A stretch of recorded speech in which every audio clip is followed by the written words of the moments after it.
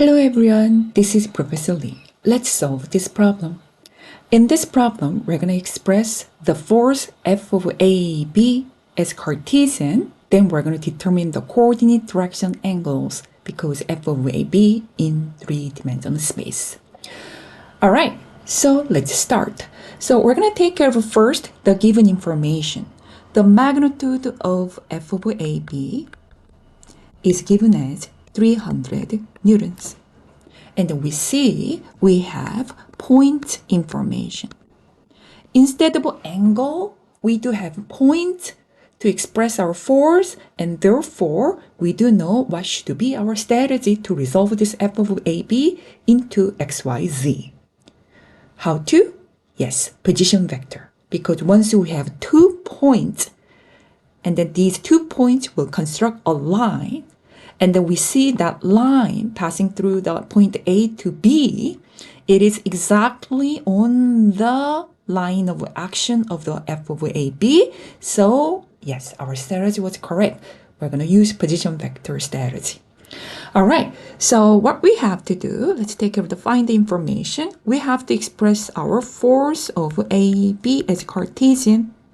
And also we have to express coordinate direction angles. So typically we call coordinate direction angles for the alpha for the x-axis, beta for the y-axis, and gamma for the z-axis.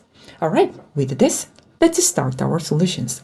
So what we're going to do, very first step, we're going to define our coordinates always. So following our coordinate system, we're going to define this axis for the x, this axis for the y, and this axis for the z are going to be our positive direction. All right, so moving to our solutions more in details. First, let's make our strategy. Yes, we agreed we're going to use position vector to express F of AB. So how to? So let's write down our formula. So here, F of AB, this vector, can be expressed looking at our given information. Magnitude is given from the problem. They cannot be equal because we need also direction information to make them equal. How to? Yes, we can use unit vector information. So unit vector indicate the direction of a vector having the magnitude of 1. All right, that's good. But how we can find this unit vector using the point information? Well, we can actually go further. One more step here. Yes, magnitude of FAB given. And then from these 2 points A and B, we can find the position vector information. They cannot be equal because position vector will have its own magnitude, but the unit vector magnitude must be 1. How we can make them equal? Divided by its own magnitude of the position vector.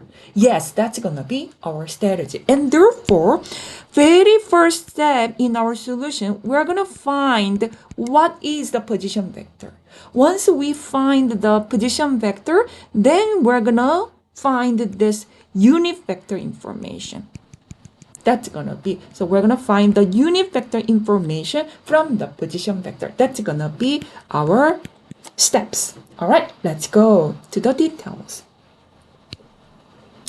All right, so as we planned, first what we have to do, we have to fully work to find the position vector R of AB. So here already the direction is given. So here this F of AB is on this line AB. However, we have a direction. What is that? Head is here. So it goes towards B direction. Therefore, B should be our head. Then starting point, which is A, this one must be tail. We need these 2 points information, head and tail, to use the formula to determine the position vector from these 2 points. How to? Position vector can be found by head minus tail formula. So head, this is a point. So here arrow, therefore B. Okay, so then now tail is going to be what? And starting point, it is a point A. But once we apply head minus tail, then we can find the formula for the position vector R of A, B vector. This formula, head minus tail, will provide us the position vector information. All right, then we need more in details about the point information. All right, so let's carefully read the point information. Coming back to this figure, point B is where? Onto X and Y plane. So these two lines indicates point B is on the XY plane. All right. Then we do automatically know the Z component of the point B must be 0. Yes. Keeping an eye on that one. Keep that in mind that the Z component of point B must be 0. Then we have X component. X component must be using this 30 degrees. And then this hypotenuse, 2 meters. And we do know then X again. And this line indicates parallel to Y. And then this line was parallel to X. Therefore, X-axis, Y-axis, they must be perpendicular. Therefore, we can automatically see this angle must be a right angle. Then we see, to have X component, we can apply trigonometry using these two information. How to? X must be hypotenuse times cosine 30 degrees. So therefore, hypotenuse 2 times cosine 30 degrees. That must be X. And then still we see that when X is on X positive plane, so positive X. What about Y?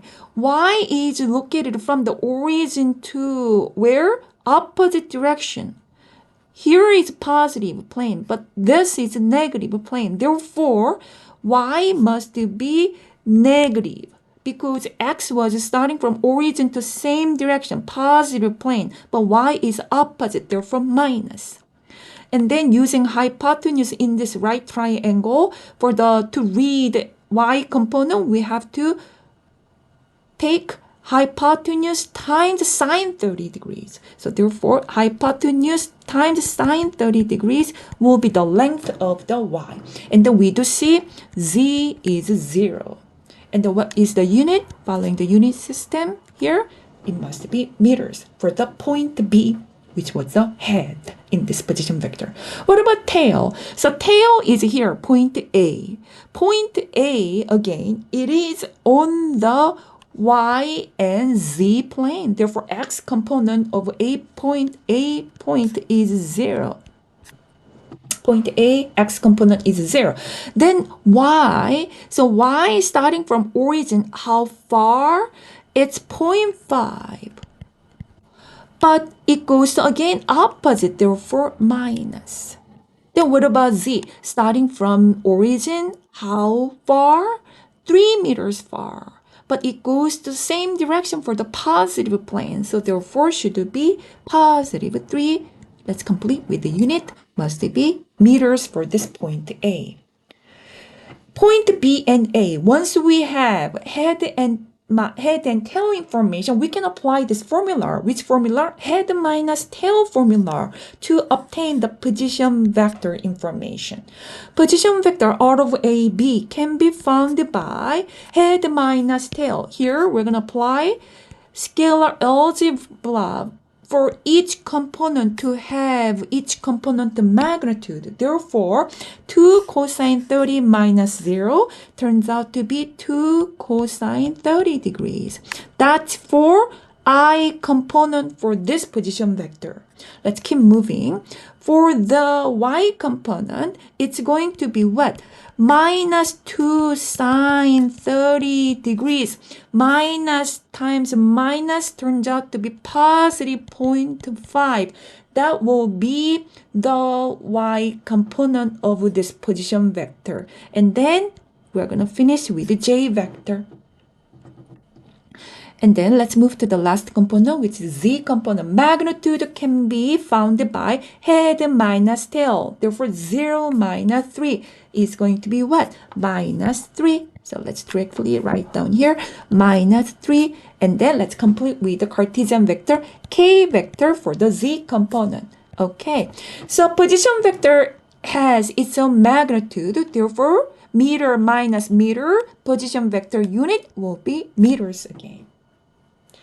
Okay, so we just finished the first step. Once we do know the position vector information, we can actually find the unit vector from it. All right, that's going to be our second step. So here, as we planned, we're going to move to the second step to find what? Unit vector A of B. Because a unit vector will provide f of AB information. All right, how to find the unit vector? Unit vector can be found by the position vector R of AB. They cannot be equal because the position vector has its own magnitude, but the magnitude of the unit vector must be 1, but we can actually make them equal. How to? Yes, divided by its own magnitude of the position vector. So it turns out to be like this. All right, I already put the equals. I'm going to delete here. Okay, so then what we can do here, we can actually copy the previous work here for the numerator, but definitely I'm gonna complete with the unit here. Then the denominator to find the magnitude of the position vector. How to find? Since we do know each component of the position vector here, we can actually apply square root each component to square to find the magnitude of the vector. Do you agree? All right, so here let's complete with each component to squared, and then the magnitude of the position vector also has a unit as meters. And also we see the unit vector doesn't have a unit. Makes sense because meters divided by meters is going to be canceled out. So yes, we see unit vector doesn't have a unit. So our procedures was correct. Once we have this unit vector information, we can actually move to the last step here to express our force as Cartesian. So here, F of AB. It's like we had a plan very first step. So we can actually find apply magnitude f of AB times the unit vector information we just found from the previous step. Magnitude is given as what? 300 Newton. Here, 300 Newtons. So we can just substitute the 300 Newtons times, we can actually substitute from the previous finding here. So I already calculated for you. So here, this was the unit vector. All right, so once you calculate, you're gonna have this full number, and then this one is what? This one is f of x component magnitude I. Then this one is f of y component. This one is f of z component. Let's complete with the unit should be newtons. Okay, this was f of AB vector. So we can actually check the magnitude here using this formula to double check all our calculation is correct. Because we can find f of AB. How to? Because f of AB is given as 300, but also we have all the components. So we do apply square root each component squared, turns out to be 300, then we're going to be correct. Yes, so once you calculate this one, 148,4615 squared plus minus 42.8571 squared. I need more length for the square root. Here, minus 257.1429 squared. If you calculate this one, it's going to be 300. Therefore, we're correct. All right. So once we have this information, we can finally find the position vector, the coordinate direction angle information using this formula. What should it be? So here, inverse cosine f of AB and f of AB x component. Therefore, inverse cosine for this problem, denominator f of AB was 300, and the x component we have as this one. So therefore 148.4615. Once you calculate, so you're going to have this number. Same for beta. Beta is what? A coordinate direction angle. It is an angle from what? Positive y-axis to the force f of AB. That's the beta definition. So therefore, inverse cosine f of AB, y component over f of AB. Then we can substitute. For the gamma, cosine, inverse cosine f of AB, z component, and then divided by f of AB. Then we can substitute all the number. Then we're going to have these numbers. I already calculated for you. So following our 3-6 rules, then we can have this number. So let's confirm with 3-6 rule. So therefore 1, 2, 3, 1, 2, 3, 1, 2, 3. Here f of AB is a vector. Don't forget the arrow. And then don't forget the unit, newtons. And the same for alpha, beta, gamma, finishing with an angle. So degrees here. So that's going to be. So thank you everyone. See you next time.